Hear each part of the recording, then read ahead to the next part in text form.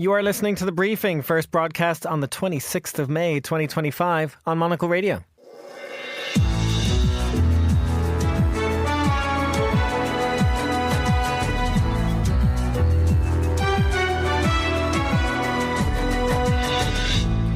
Hello and welcome to The Briefing, broadcasting live from Studio One here at Midori House in London. I'm Chris Cermak. Coming up on today's program. I'm not happy with what Putin's doing. He's killing a lot of people, and I don't know what the hell happened to Putin. I've known him a long time, always gotten along with him, but he's sending rockets into cities and killing people, and I don't like it at all. Russia's Vladimir Putin manages to surprise Donald Trump with an attack on Ukraine that surprised few other people in the world. After that, Germany's economy gets some good news but fears worse news down the road. And then Anita Riotta is here for a look at the Italian papers. What have you found, Anita? We're going to look at the headlines as a controversial security bill hits Parliament, Pope Leo takes office, and very importantly, we're going to celebrate World Aperitivo Day. I mean, you gotta celebrate something like that. We'll also hear about the Cannes Film Festival's Palme d'Or going to Iranian and Brazilian films you're going to want to see. All that right here on The Briefing with me, Chris Cermak.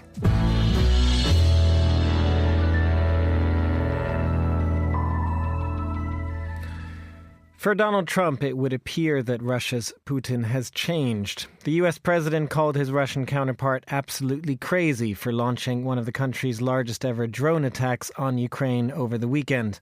Ukrainians, which have suffered countless similar attacks over the last 3 years, will be surprised by Trump's surprise at Putin's actions. But they'll nevertheless be hoping that this moment is followed up by renewed pressure on Russia to end its war in Ukraine. Well, joining us now from Kyiv is Hanna Hopko, head of Democracy in Action Conference and former MP and head of the Committee on Foreign Affairs. Hanna, thanks very much for coming back on our shows. Can you tell us, first of all, what it has been like in Kyiv? It's like a nightmare because it's unstoppable terror. Daily, Russia is terrorizing Ukrainians, not just in Kyiv, but also in other cities, killing kids. And it's a sleepless night. And it's a kind of terror of sleep deprivation. Of course, the game is clear. So Russia wants us to surrender, to give up, but it will never happen. So psychologically, they will never break down our spirit.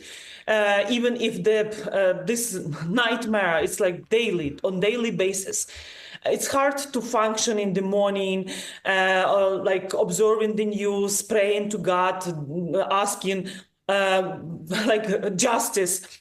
But we understand the goal. We need to explain, especially Trump, that Putin doesn't want to end the war. He's just laughing on Trump and on America. And it's enough is enough. So finally, we would like to see tougher position, sanctions, confiscation of Russian sovereign assets, and actually not to allow Russia with North Korea, China, Iran to keep killing us because we are not the shield forever. Hanna, Donald Trump suggested in his remarks that there had been a change from Putin. Aside from the remarks themselves, I want to ask you about that first of all. Have you detected anything different? This was one of the largest strikes ever on Ukraine. Is there a different intensity about what Putin is doing at the moment? So Russia modernize and scale up its drones production. So it's like 100 drones per night. So it's already within the last 3 days, more than 300 drones, around 80 missiles, ballistic cruise missiles. So it's already more than 3 years of genocidal war. So what are the lessons the West should learn? Of course, Putin understands only the language of force, more pressure, because Russian economy is now very weak with a lot of cracks. So we have to seize this momentum. instead of imposing new, very incremental approach sanctions, we have to talk about total economic isolation of Russia, that Putin has less resources, less means to keep killing Ukrainians and preparing for the new invasions, new attacks on NATO and the EU countries. And Hannah, I mean, it's hard to argue that there might be a silver lining to any of this, but if there were, of this renewed intensity that you're describing, is there some expectation, wonder that perhaps Putin has overplayed his hand here and that he might end up convincing Donald Trump that he actually has to get tougher with Russia?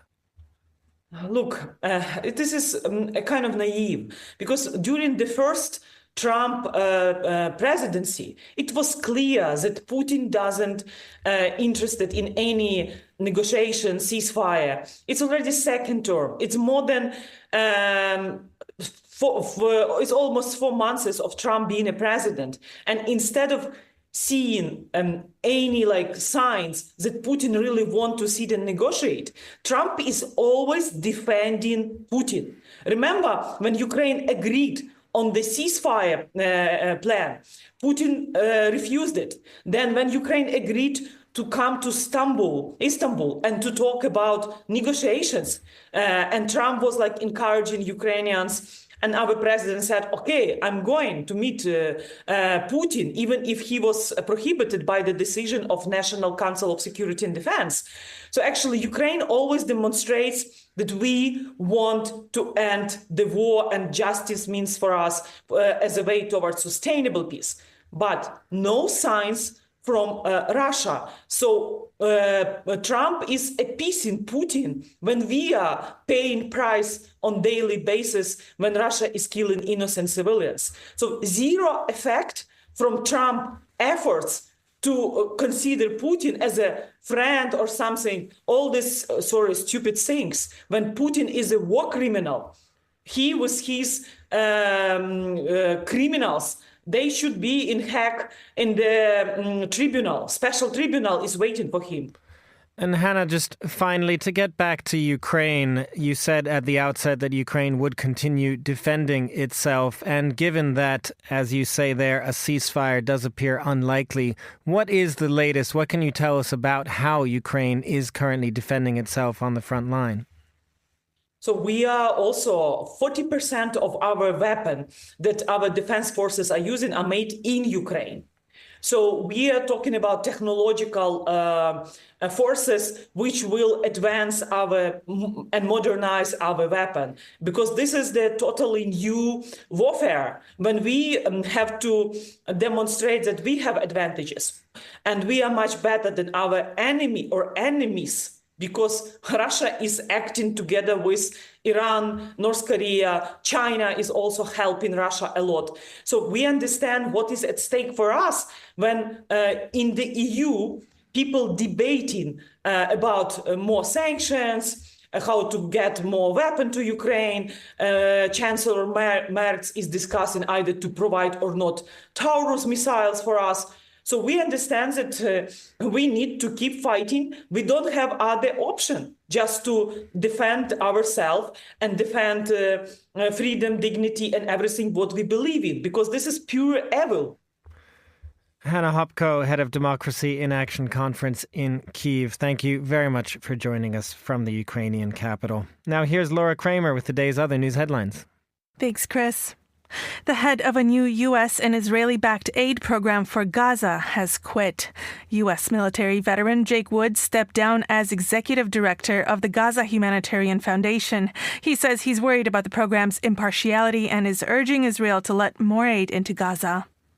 Vietnam's biggest private airline has signed an $8 billion deal with Airbus. Vietjet says the deal will help it grow from a regional low-cost carrier to a global airline. The announcement came during French President Emmanuel Macron's visit to Hanoi. And 4 pandas in Japan are now in quarantine before they return to China. Their final public appearance at a theme park in western Japan drew thousands of visitors. From today, the pandas can only be seen behind glass. They're due to leave for China at the end of June. Those are the day's headlines. Back to you, Chris. Thanks very much, Laura. Germany's sputtering economy got some surprising good news last week, with growth figures for the first 3 months of this year appearing to take Europe's largest economy out of recession territory. But the positive surprise is something of a calm before the storm, also known as Donald Trump's tariffs, which have come into effect, and more, of course, could be on the way for Germany and the European Union going forward. And joining me now is Karsten Brzeski, Global Head of Macro for ING Research.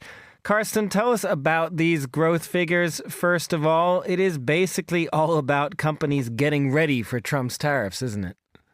Indeed, it was really companies getting ready. This is front loading of industrial production, front loading of export. And you could argue, that Donald Trump actually made the German economy great again, at least for one quarter, because in fact, this was the strongest quarterly performance of the German economy since 2022. And he may have made the economy great again for one quarter, as you say, but that really is all that we can expect, is it not? What happens after this? No, definitely. Well, we already heard it on Friday with the 50% tariff announcement, which then was again delayed.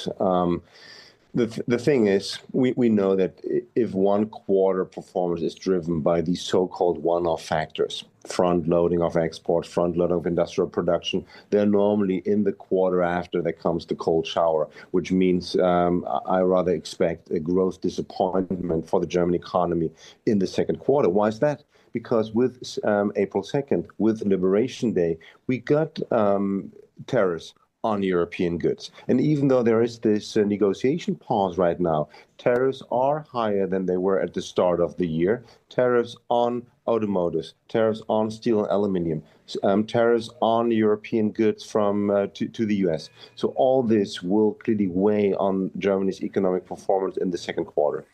And Germany's economic performance, frankly, Karsten, was not good already before the tariffs. This positive surprise came against a whole run of bad news. Germany's economic forecasters, the wise men as they're known, predicting stagnation. We've seen a record number of company closures in 2024. Are we, in your opinion, back to the sort of sick man of Europe territory that we talk about Germany? Well, rub it in. Yes, I think we are. And that's really no news. And we now had 2 full years of a contracting economy. Admittedly, it's a very minor contraction, but that was 23, 24. And for this year, you just mentioned the wise men, the wise economic advisors. They predict also zero growth for this year, which then would really be unique, because this would be the first time since World War II that the German economy has not grown for 3 years in a row. And there are so many reasons for that. And the main ones are, they are structural. Of course, there's the war in Ukraine, there is inflation, there are higher energy prices, but the more structural ones are Germany has simply invested far too little over the last decade in its own economy, infrastructure, digitalization, education. So here Germany is clearly really lagging behind the rest of the developed world. Germany has lost international competitiveness over the last decade. So, which also means for the new German government led by Friedrich Merz, this is now a big challenge to bring back not only some growth, but really to bring back sustainable economic strength.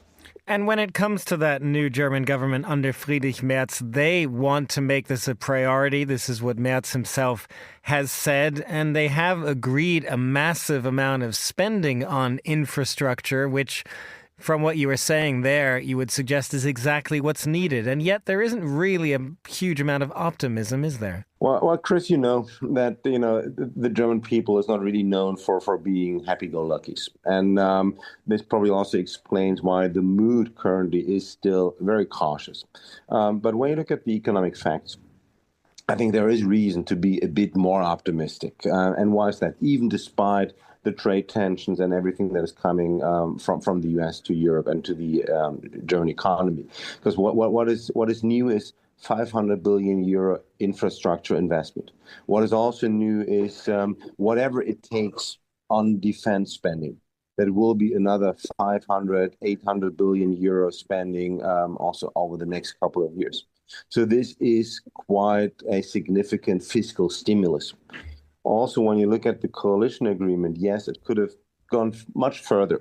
But I think simply the awareness that is there now in this new government, that they need to do something to bring back growth, but also to really structurally strengthen the German economy, again, is promising, which to me means the outlook for 2026 and 2027, even though this is still far out, has clearly brightened up.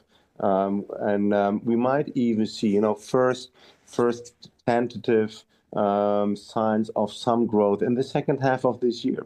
But then 2026 could finally be the first year in ages in which the German economy will, in my view, outperform the rest of the European economy. And yet, Carsten, finally, to sort of go back to the beginning, but could all that be ruined by Donald Trump's tariff threats, or is there some way that the German economy is now going about insulating itself from that, maybe reducing its reliance on exports, or at least reducing its reliance on exports to the United States? Indeed, it could be ruined, especially if the German economy, if all of us continue following Truth Social every day and trying to react to that.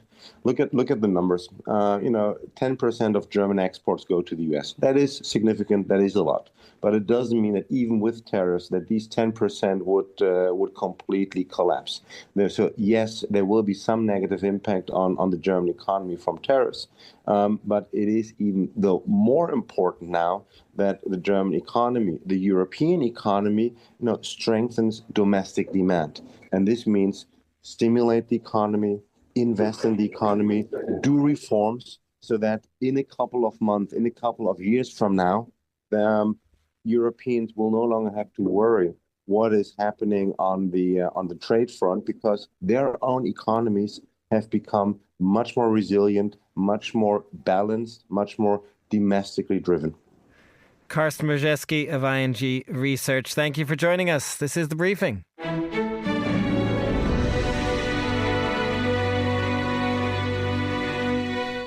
You're back with Monocle Radio. I'm Chris Cermak, and it's time now for a roundup of the Italian newspapers. Joining me here in the studio for that is Monocle Radio's Anita Riotta, producer of The Foreign Desk. Good afternoon, Anita. Happy British Bank Holiday Monday. Happy Bank Holiday, Chris. We're going to start with, well, how can we put this? An on-again, off-again security bill. It's been going on for a number of years now in Italy. Yes, I was going to say that actually is quite accurate. So this security bill was first introduced at the end of 2023.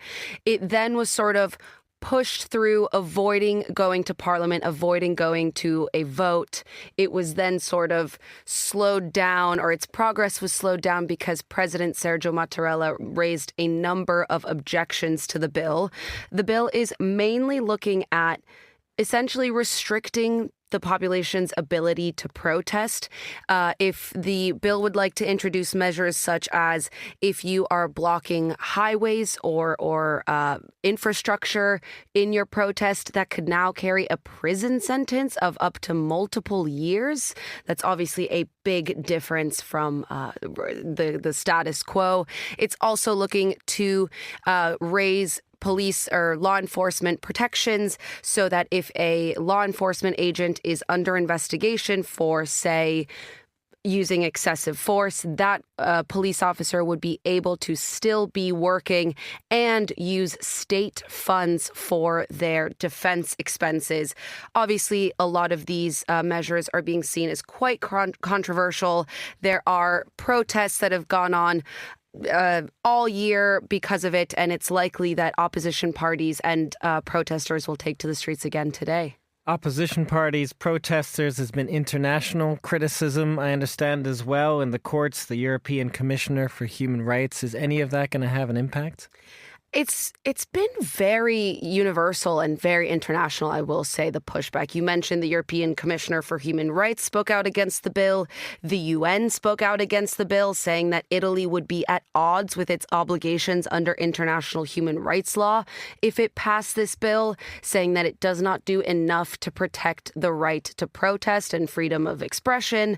And then the Human Rights Watch also chimed in with its opposition to the bill. It doesn't seem, this is, as we mentioned, this has been going on for years, and these complaints and this opposition to the bill has come out over the past few months. Giorgia Meloni is not easily swayed, I will say. I don't think that's something as sort of lofty and belonging to what she might see as the global elites, such as the Human Rights Watch or organizations of that caliber. I don't think they hold a lot of cards up their sleeves to really make her change her mind.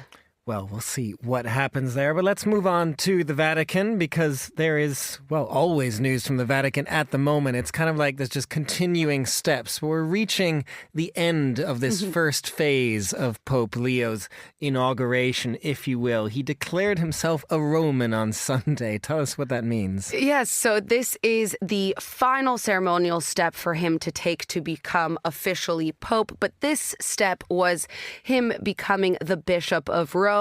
It might be sort of confusing sometimes to think that the Vatican and Rome are the same thing. They are not. So this was him acceding to becoming the Bishop of Rome.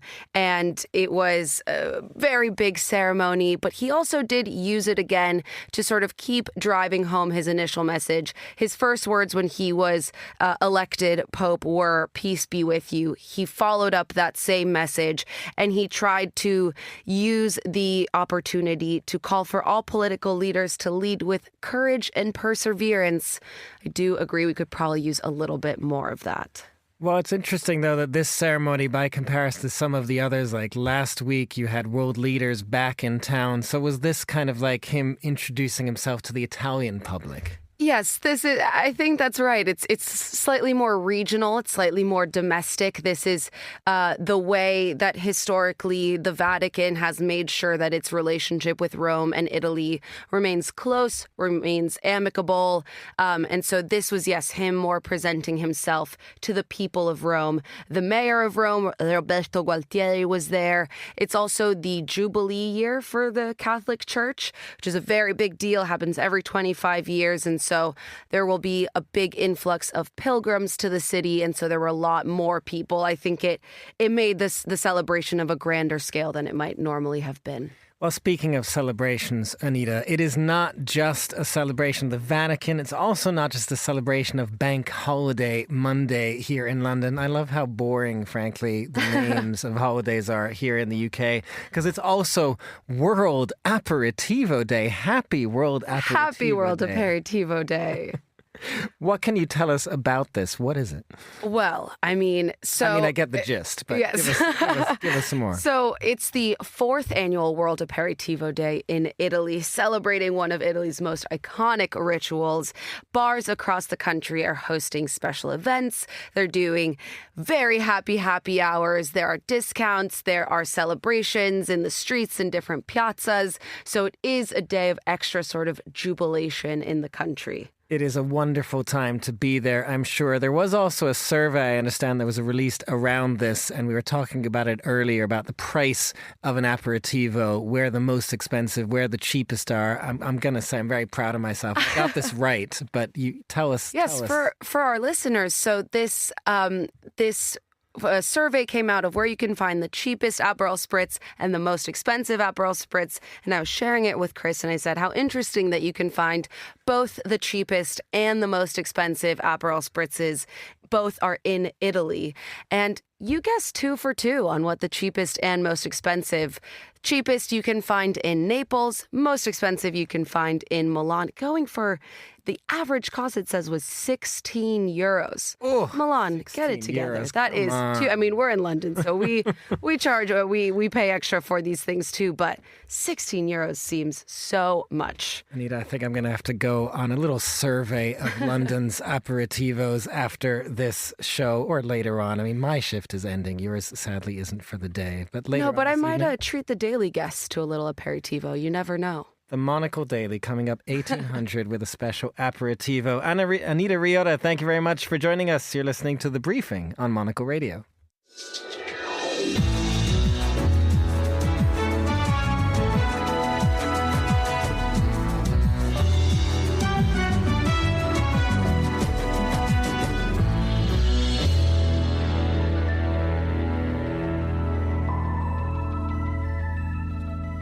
And finally, on today's show, the Cannes Film Festival wrapped up this weekend. The Iranian film It Was Just an Accident won the coveted Palme d'Or prize for Best Picture, but two other major prizes for Best Director and Best Actor went to the Brazilian film The Secret Agent. And an excited Monocle senior correspondent, Fernando Augusto Pacheco, joins us now to talk about this right here in the studio. Happy Aperitivo Day, Fernando. I would love an aperitivo right now. And I would like to remind our listeners, I was here on Friday's briefing talking about, Brazil. It's been a great year for cinema. And I predicted that the film would win some awards. It didn't get the Palme d'Or, but it did win 2 awards. It did not get the Palme d'Or, and we did want to start with that. Tell us just first about this Iranian film. What's particularly interesting about it, I understand, is how it was even made. Absolutely. It was directed by Jafar Panahi, and he has an amazing story. I mean, basically,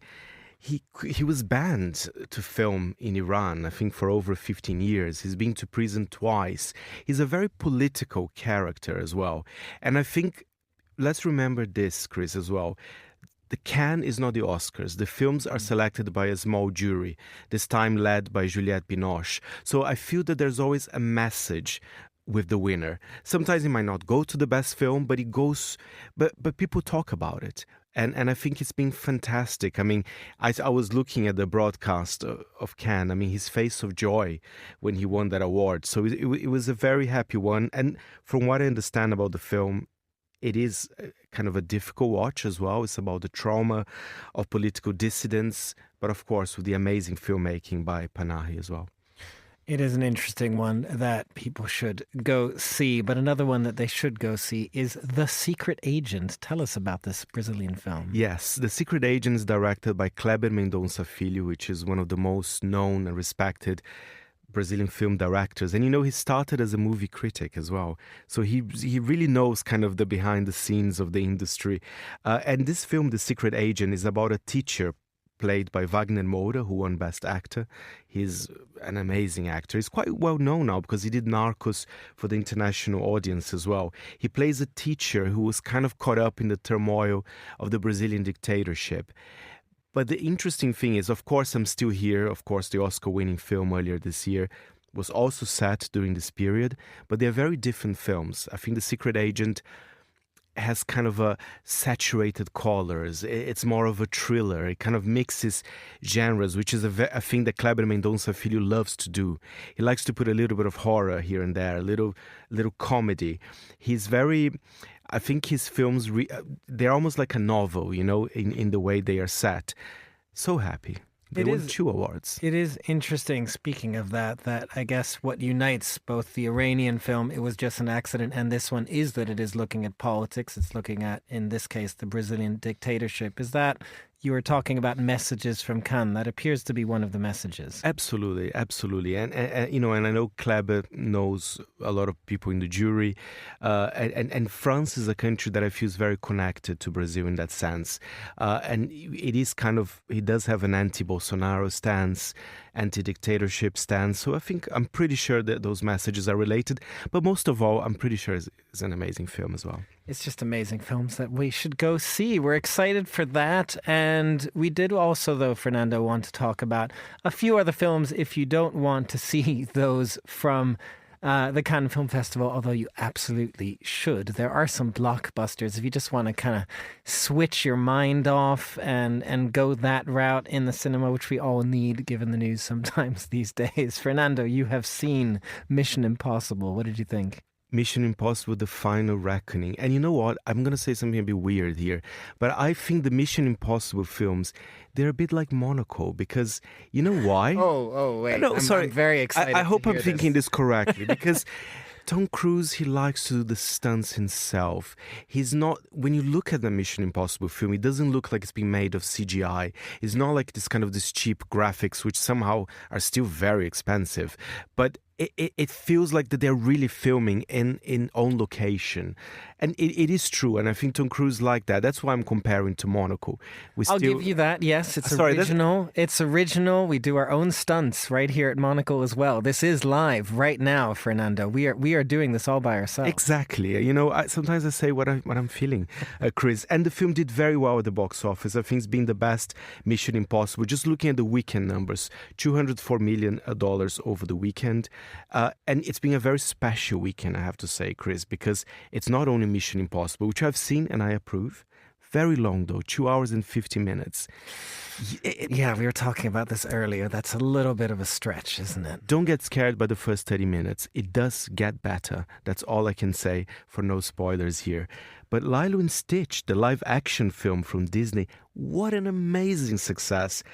$341 million in one weekend. And you know what? I knew it. You know why? You knew it? How did you know it? I knew it because the merchandising for Lilo and Stitch, they get basically $2.5 billion every year. So people are buying, you know, the teddies for the... Teddy bears, if you will, yes. Teddy bears, Dolls, T-shirts. all that stuff.